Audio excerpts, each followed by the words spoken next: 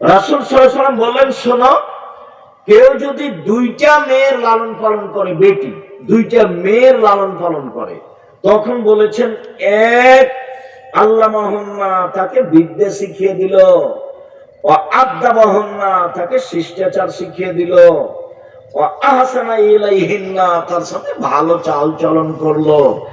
শিষ্টাচার কোন জায়গাতে ছেলে নেই, শিষ্টাচার ছাড়া বিদ্যাই নেই। তাহলে এই তিতে আর আল্লাহর নবী জান্নাতে এইভাবে থাকবেন। তখন আঙ্গুল দিক জমা করে দিলেন। তবে কেউ যদি এতিমের লালন পালন করে, সেও ব্যক্তিও আমার সাথে জান্নাতে থাকবে। তবে এরকম বুঝা গেল না? একেবারে পাশে নয়। আর মেয়ে লালন পালন করলে একেবারে পাশে। 10টা ছেলে যদি মাস্টার ডিগ্রি পাস করান, তো 1 পয়সা লাভ নেই। তো করাবো কেন? জন্ম দিয়েছেন এই জন্য। ওটা তো জিম্মেদারি, ওটা হলো জিম্মেদারি। আকিকা হলো জিম্মেদারি, কুরবানি হলো নেকির কাজ।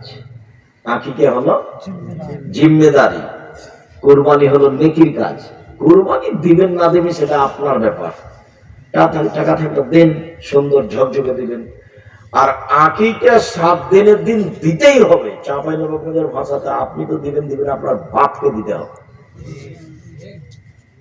7 দিনের আগে বাচ্চা মারা গেলে দিতে হবে না, 14 দিনে নেই, 21 দিনে নেই। আকিকা দিতে হবে, কানা হোক, খবরা হোক, ল্যাংড়া হোক, দাঁত থাক আর না থাক, খালি জাম থাকলেই হবে। কেন? এটা বাপের জিম্মেদারি।